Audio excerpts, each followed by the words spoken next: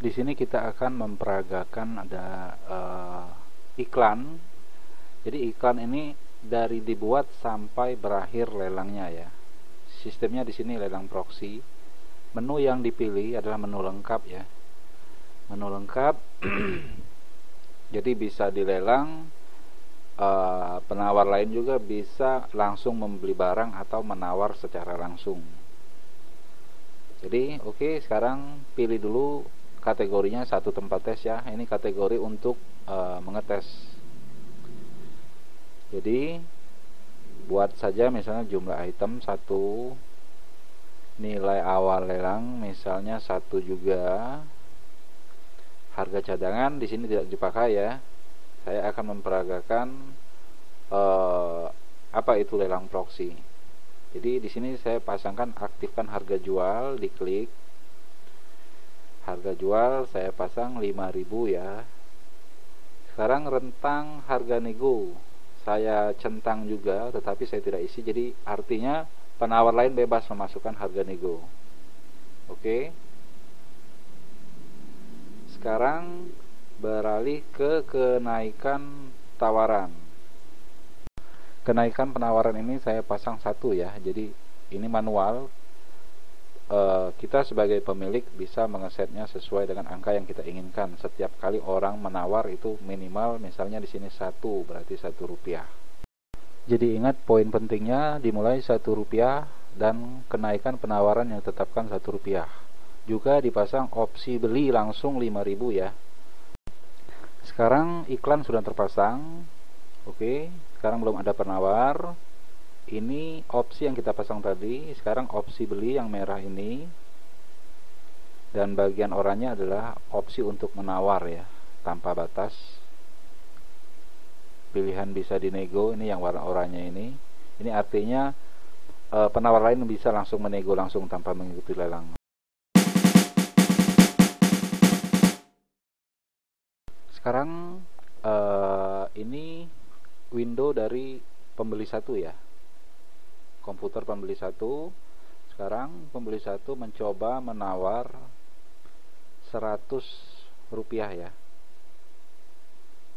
Oke, ingat, jadi menawar 100 rupiah. Oke, sekarang tawar lelang. Maka setelah ini terlihat pada jendela baru, penawar pembeli 1 menjadi penawar tertinggi dan angka yang ditampilkan hanya 1. 99 disimpan oleh proxy atau sistem. Artinya di sini penawar 1 berkomitmen berani membayar sampai maksimal 100 rupiah. Sekarang kembali ke penjual 1 ya.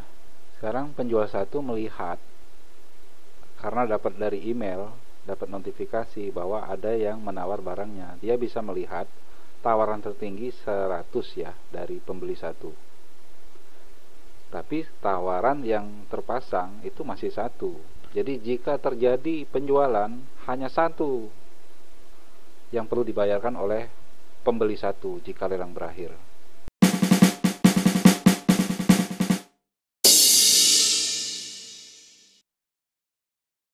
Sekarang kita kembali ke komputer pembeli 2 ya. Sekarang pembeli 2 akan mencoba menawar 2 rupiah. Karena melihat masih angka 1 rupiah, dia akan menawar 2 dan dia akan langsung kalah pembeli 2. Pembeli 2 jika mau menawar lagi, minimal penawarannya harus 4. Kenapa 4? Karena proxy, lelang sistem proxy akan langsung menaikkan penawaran berdasarkan penawaran pembeli 1 tadi berani membeli sampai 100. Jadi kenaikan, sedangkan kenaikan kan 1 rupiah. Jadi 1 awalnya 1, pembeli 2 menawar 2, proxy langsung menawar 3 untuk pembeli 1. Dan setelah pembeli 2 kalah, maka harga minimal saat itu jika ada ingin ditawar lagi oleh pembeli 2, maka harga minimalnya menjadi 4 rupiah.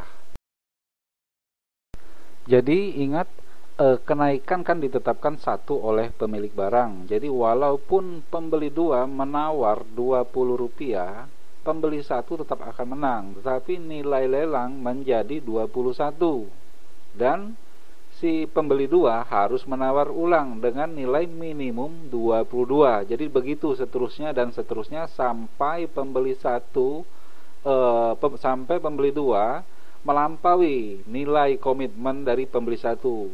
Artinya harus melampaui di atas Rp100. Sekarang tetap pada pembeli 2 ya. Di komputer pembeli 2 dia akan melihat history. Pada history ini dia akan bisa melihat dari awalnya lelang yang terjadi ditawar oleh pembeli 1 dan akhirnya sampai pada akhir itu tetap dimenangkan oleh pembeli 1. Tetapi angka merangkak pada Rp11. Artinya jika lelang ini berakhir, maka pembeli 1 harus membayar Rp11 saja. Sekarang tetap pada pembeli 2 ya. Pembeli 2 akan mencoba memasukkan angka di sini, dipercepat saja ya. Pembeli 2 memasukkan angka Rp100. Dan kita lihat apa yang terjadi setelah pembeli 2 memasukkan angka 100. Setelah pembeli 2 memasukkan angka Rp100, nilai lelang menjadi Rp100 saat itu. Dan pembeli 2 tetap kalah karena ingat, komitmen Rp100 itu dipegang oleh pembeli 1. Jadi sebenarnya di sini pembeli 2 harus memasukkan nilai di atas Rp100. Misalnya Rp101 tadi, maka pembeli 2 akan langsung menang sementara, menjadi pemenang sementara ya.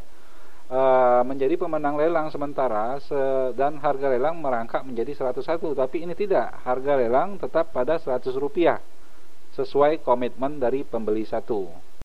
Sekarang tetap pada pembeli 2 ya. Pembeli 2 kita buat sekarang skenarionya menawar 101 dan kita akan lihat apa yang terjadi setelah pembeli 2 memasukkan angka Rp101. Pembeli 2 menjadi pemenang sementara karena telah melampaui komitmen dari pembeli 1. Sekarang pembeli 2 akan setelah menjadi pemenang sementara ya, pemenang sementara Rp101, pembeli 2 akan melihat history dan kita akan lihat bersama-sama history lelang ini antara pembeli 1 dan pembeli 2.